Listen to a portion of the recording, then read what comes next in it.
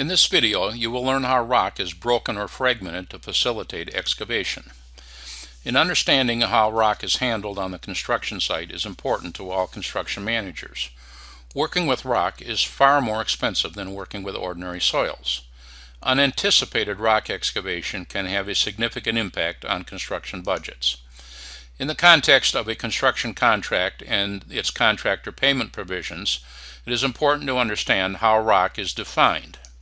Universally, all excavation work is defined as either classified or unclassified.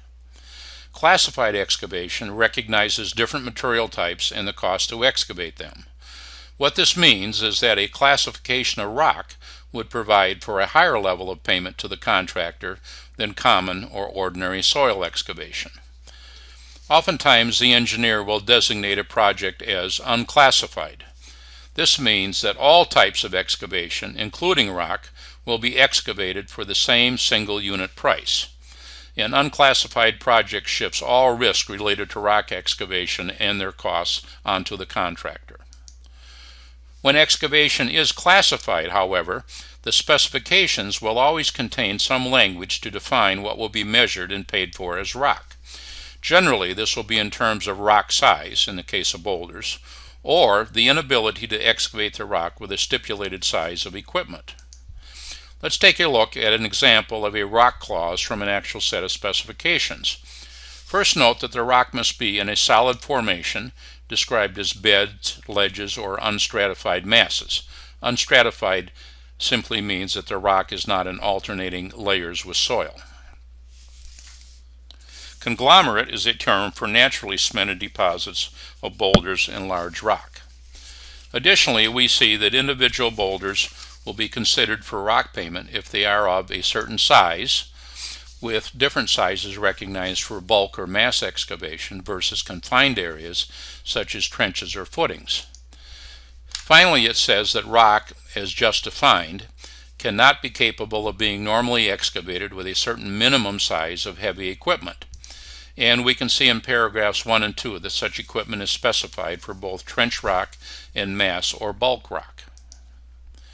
So, we learn that material classified as rock is usually further differentiated for payment between footings, trenches, and pits versus bulk or large-scale excavation. So that is how classified rock is defined for payment in a contract. Let's move on and look at how rock is broken or fragmented so that it can be excavated. The method used for breaking rock is in large part influenced by both the type of rock encountered and the lowest possible cost available. As we see then, there are typically three options: ripping, hammering or grinding, and thirdly, blasting.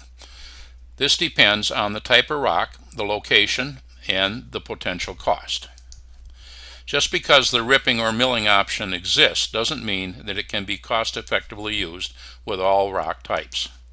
Ultimately, however, all rock types can be drilled and blasted, provided that is that it is allowed by local authorities. And you will likely find that in some towns and cities it is not allowed.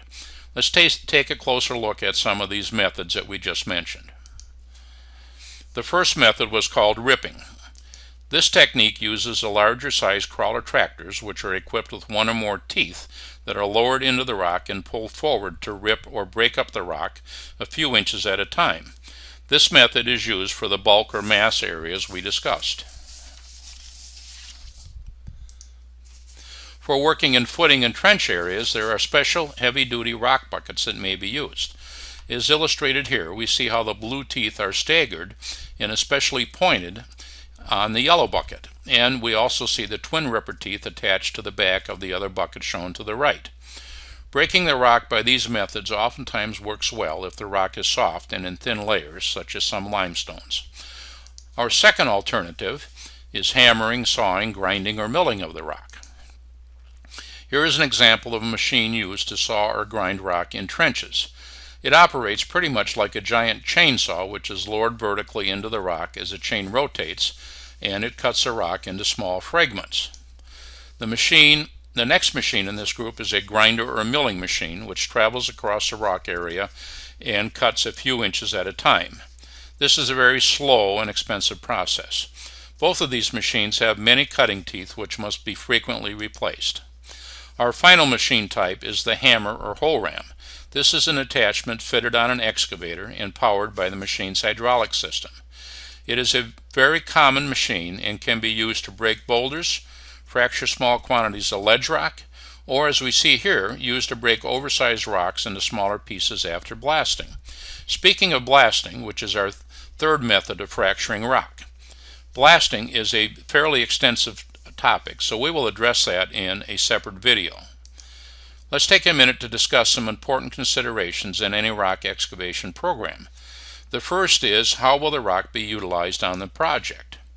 Rock is obviously large in size unless it's been milled or ground.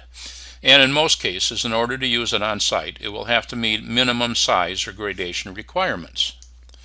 With sawing, grinding, or milling, this is obviously not a problem.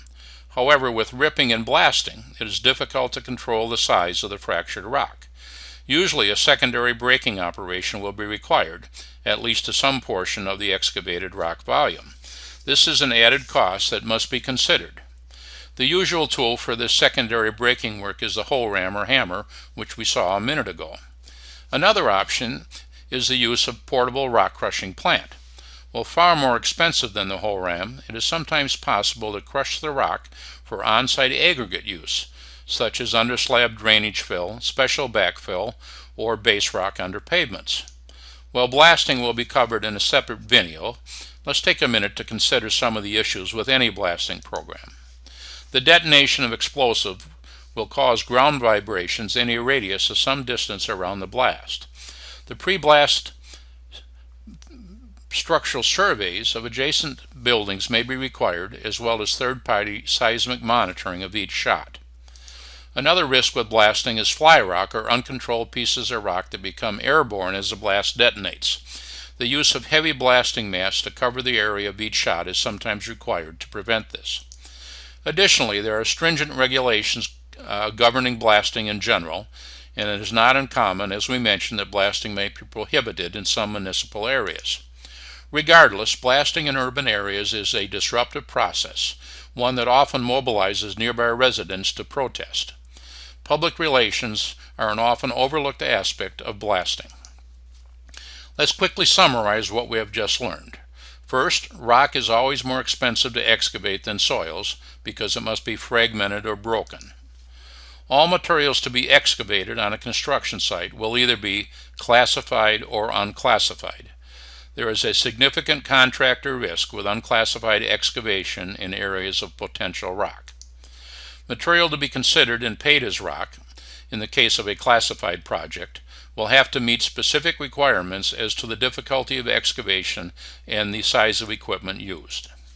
There are usually two payment types for rock excavation: trench and bulk or mass excavation. And lastly, we have identified three methods used to fragment rock for excavation.